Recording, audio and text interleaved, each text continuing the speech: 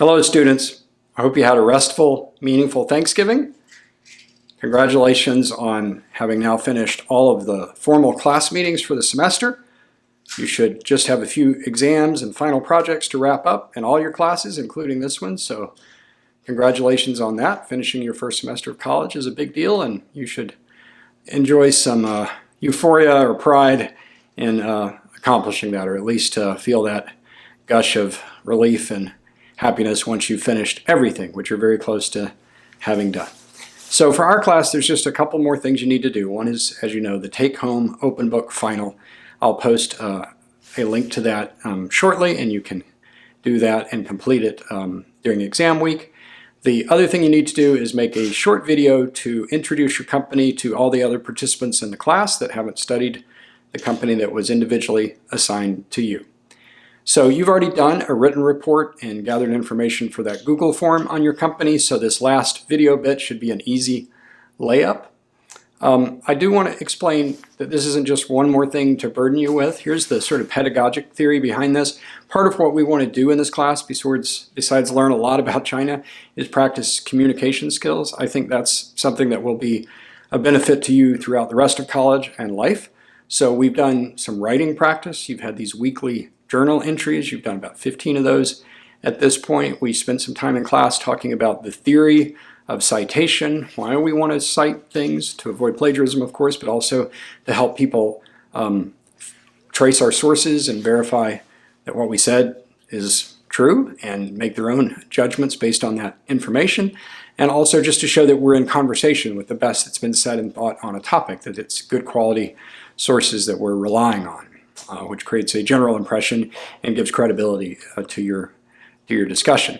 So we've talked about writing. We've also had oral practice. You've given 2 oral reports already, one on some facet of Chinese history and one on some contemporary topic in China. And so we've spent time talking about how to give a good oral presentation in terms of delivery and how to design effective slides. And I hope you feel that you've made some progress on that. And I think that practice in writing and in oral communication will help you. But you know, today, in the 21st century, if you were going to start some new business, if you were going to launch a product or try to raise funding for a new venture, or if you were going to reach out for charitable support through a GoFundMe campaign or something like that, or if you were going to try to foment a political movement and gain support for some candidate or platform, I think what you'd really do is you'd make a video, wouldn't you?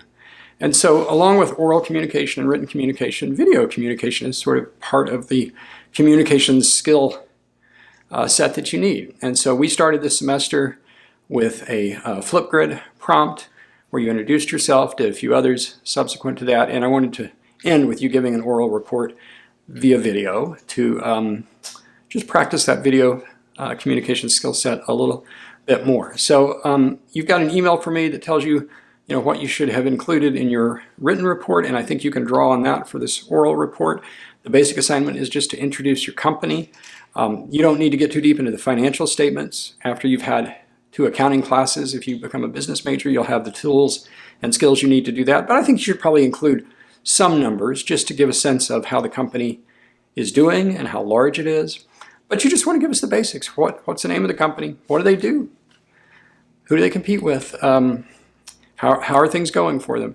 And if there's anything particularly interesting, that you found out about them, something that you found fascinating or surprising, probably that'd be a good thing to include. You want to make a recommendation to either sell or buy the stock. Now this can be hard, but the conclusion's not the main point. You're not going to win or lose points based on how that bears out in the future in terms of the stock's performance. But the quality of your analysis matters. So give some reasons that you think the stock would be a good buy and the reasons that it might not be, the sort of risk factors that you can identify. And we've talked about how companies publish those. So you don't want to just give a slam dunk, one-sided advocacy kind of thing. You want to give a sort of analytical stance, nuanced, balanced thing where you come out on one side, but you're not intentionally, ignoring the countervailing side of the ledger, right? So, for example, come to Redlands. It's a great school, and I think that's true, right? You get smaller classes with more individualized attention from professors. You get professors that are focused on teaching. You get this beautiful Southern California weather and campus life once we're all able to go back, hopefully sometime before too long, and the sort of small school experience and all the social sort of environment and academic environment that goes along with that. But is there anything not perfect about Redlands? Of course there is, right? The advantages are also disadvantages. Because it's a small school, we don't offer, I don't know, majors in every language that exists on Earth, right? If you want to major in Korean studies, we don't have that.